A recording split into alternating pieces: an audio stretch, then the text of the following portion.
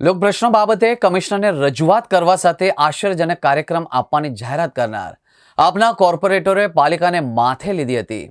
સાંજે ભાજપ અધિકારી ભાઈ સાથે બેસી ખાય મલાઈના પ્લેકાર્ડ અને નારા સાથે લોબીમાં ફર્યા હતા। કમિશનરને રજૂઆત કરવા જતા વિપક્ષી સભ્યોને પોલીસે ટીંગાટોળી કરી તેમને અટકાયત કરવામાં આવી હતી। વિપક્ષના નેતા પાયલ સાકરિયાએ કહ્યું કે લોક પ્રશ્નો બાબતે ઘણા સમયથી પાલિકા કમિશનર અને અધિકારીઓને રજૂઆત કરી માહિતી પણ માંગી હતી, પરંતુ એક પણ માહિતી મળી નથી। અમુક માહિતીઓમાં ગોળ જવાબ અપાયો છે। શહેર હિતમાં આ કૃત્ય બિલકુલ ચલાવી શકાય એમ નથી। વિપક્ષ તરીકે અમારે જનતાના હિતમાં માહિતી માંગવાનો અને પ્રશ્ન પૂછવાનો બંધારણીય અધિકાર છે। અમારા અવાજને શાસકોના ઇશારે પોલીસ દબાવી નહીં શકે। સમગ્ર ઘટનામાં પોલીસ અધિકારીઓની ભૂમિકા ખૂબ જ શંકાસ્પદ હતી।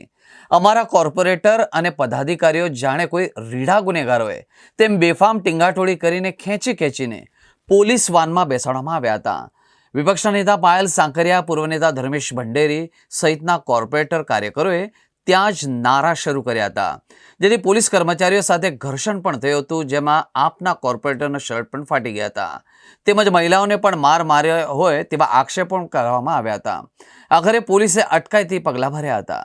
આજે આમ આદમી પાર્ટીના તમામ નગરસેવકોની સાથે તમામ સંગઠનના સાથ સહકારથી આજે અમે મ્યુનિસિપલ કમિશનર શ્રીને અમે રજૂઆત કરવા માટે જઈએ છીએ। છેલ્લા ઘણા સમયથી જે કમિશનરનું વર્તન જે કોર્પોરેટરો પ્રત્યે અને સુરત શહેરના લોકો પ્રત્યેનું જે છે એ ઉદ્ધરતાભર્યું વલણ છે। જે રીતે અત્યારે જે કામગીરી સુરત શહેરના કમિશનર કરી રહ્યા છે એ કામગીરી જોતા એવું લાગે છે કે એ સુરત શહેરના જે કેમ કે રાજા હોય, રાજાશાહી જે વલણ હોય એવું બતાવે છે। ખરેખર કમિશનર ભૂલી ગયા છે કે સુરત શહેરના જે લોકો છે એમના નોકર છે, નહીં કે ભાજપના નોકર।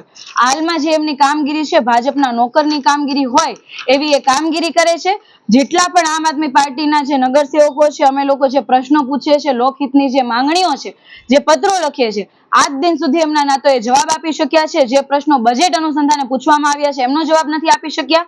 તો આના ઉપરથી એવું સાબિત થાય છે કે લાખો કરોડોનો જે કૌભાંડ છે ભાજપની સરકારમાં થઈ રહ્યો છે, તો માત્ર ભાજપ વાળા જ નહીં પરંતુ આવા જે અમુક અધિકારીઓ છે એમનો પણ સાથ સહકાર એટલો જ છે કે સુરત શહેરના લોકો જે પરસેવાની કમાણીથી જે લોકો વેરો ભરે છે એનો જે પગાર ઉપર આ જે કમિશનરને જે પગાર મળે છે એ પગાર ઉપર એ લોકો જે કામ કરે છે, ખરેખર ભાજપના નેતાઓનું કામ કરતા હોય એવી રીતના કામગીરી છે જે બિલકુલ ચલાવી શકાય એમ નથી। આજે અમે તમામ નગરસેવકોની સાથે સંગઠનની સાથે કમિશનર શ્રીને રજૂઆત કરવા માટે જઈએ છીએ કે જે લોકહિતના જે અમારા પ્રશ્નો છે એનો જવાબ આપો અને કયા કારણોસર જવાબ નથી આપી શકતા એ પણ આજે ખુલાસો કરો।